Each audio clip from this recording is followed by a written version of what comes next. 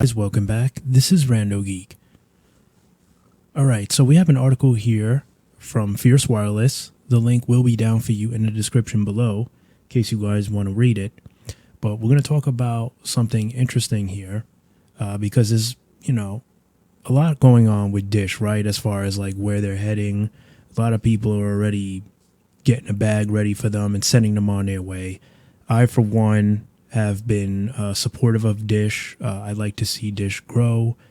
I've expressed why I want that. I think that it's good for the wireless industry to have another fourth big carrier. I'd like to see Dish get bigger and prosper. I'd like to see the boost lines do better. I'd like to see more competition in the wireless industry. I think overall it would just be very good for the wireless industry. I like having options. Personally, that's me. Some of you may agree or disagree. Some of you don't really care. You have your carrier that you like, and that's it. I do think that's what makes everybody individual, so I respect that. I definitely do. I'll never say, no, this is what you got to like. I respect your decision. This is an open discussion. We talk about the carriers. We all have our opinions. We all have our reasons, right? Carriers work for us for different reasons, right? We're interested in carriers for different reasons. Sometimes it's the network. Sometimes it's the network plus the deals. Sometimes it's the customer service. Sometimes it's all of it, right? But I like options. So this article here is interesting because we're talking about a possible merger for Dish. And we know that Dish needs some saving. There's no denying that. As much as I'd like to see Dish succeed, they're definitely suffering and they need some kind of assistance. So we're going to talk about this possible merger here in this article. So Dish exploring merger with EchoStar, according to this report. All right. Dish Network Chairman Charlie Ergen may be considering a merger for the two halves of his telecom empire, Dish and EchoStar, according to a report Thursday by Semaphore. Dish shares fell more than 4% on the report, but bounced up more than 2% this morning. Trading at $6.97, so $6.97, EchoStar was up 2.6% today, trading at $18.12. Dish and EchoStar did not respond to Fierce's request for comment. Ergen, chairman of both companies. So the Semaphore report noted that EchoStar is financially stronger than Dish, which has been spending mightily to build out a nationwide wireless network from scratch. No small feat, and one that no one else in recent memory has managed to pull off. Last month, Dish announced that it met the FCC deadline to offer 5G broadband service to 70% of the U.S. population.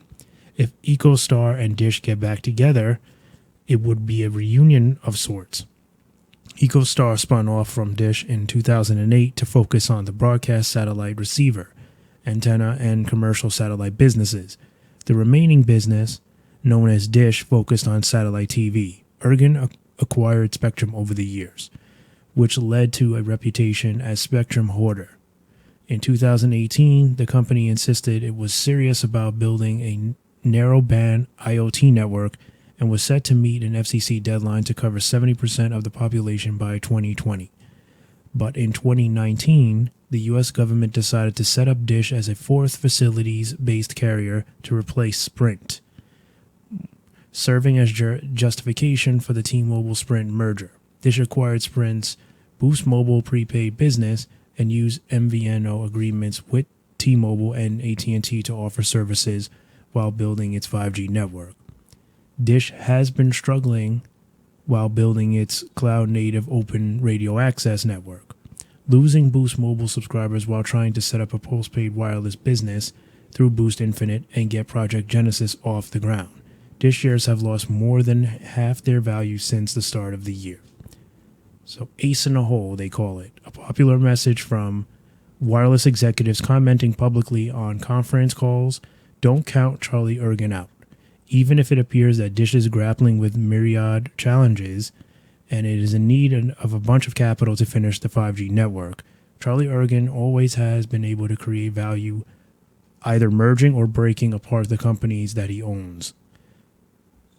According to Recon Analysis analyst Roger Etner, EcoStar was always the ace in the hole that Charlie could use to get out of trouble because there's always a little bit of debt on it, and he kept that away. Or he used that so there's little debt on it, and he kept that away. If there were shareholder resistance, he is not a person to shy away from a fight, Etner said. I always thought it was a question of when then, if he would tap that piggy bank known as EcoStar. It's right there. He owns it. The Semaphore article said that Dish may need as much as $3 billion more to meet its 2025 deadline to offer service to 75% of the U.S., but Edner said it's going to need a lot more than that. Covering 70% of the U.S. population is not hard. Covering 75% of each PEA is hard. He said, referring to the partial economic areas and Dish's 2025 deadline. Edner said that he puts the odds of Ergen merging the two companies as pretty high as he's done it before, and the results turned out in his favor. Even though things look pretty bad right now, they should never count him out. He's very good at this game. So, the $3 billion. Dish says that if they don't build anymore, that they'd be able to raise that. They're pretty confident that they'd be able to raise that amount of capital by 2025 based on the condition they're currently in. That's what they have claimed in reports. Do we believe it? Some may say no. There's no way. I think that this is a possible solution for them. Whether or not they'd be able to pull this off, I'm not 100% sure. But what I do like is the fact that they're still going, okay? And it doesn't look like they're run out of options just yet. So that's the biggest thing that I'm taking from this, is that if they can figure a way to move stuff around and get a way to bounce back, then we might actually see them be on their way to doing better. They have a long way to go. It's going to be very rough. The article itself says it. This is coming straight from Dish. Even they said it's going to be a tough battle for them. But who knows? Who knows? I would say that, it could work. They said, it's worked before.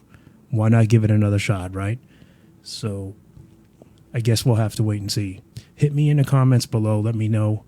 Do you think this is a good idea? Will it make a difference? What are some other things that you think Dish could do to get ahead, to bounce back, to raise that capital? Obviously, mergers are the best idea. They need that helping hand. They're short on money. That's their biggest thing, is they're short on money. I think if they could raise the capital, they can advertise better. They can improve the network overall. Listen, Dish Network, Dish Wireless, the actual network is good. It's strong. Many people are agreeing it's a good network. It needs some help. As do all these carriers. They're all struggling. Okay? They're all struggling in their own way. Let's be real. They all have something going on that needs improvement. T-Mobile, AT&T, Verizon, none of them are saviors. They're all in need of some kind of reprogramming, readjusting, right? So don't count Dish out yet. Give them a chance. We'll see. Who knows? All right, guys. Hope you enjoyed this article, the video, presentation. Please be sure to hit that like button on your way out. And if you're not already subscribed, please consider subscribing and turning on your notification bell so you guys are notified when I drop a new video. As always, I want to thank you for stopping by and watching. I appreciate it, and I'll catch you in the next one. Bye for now.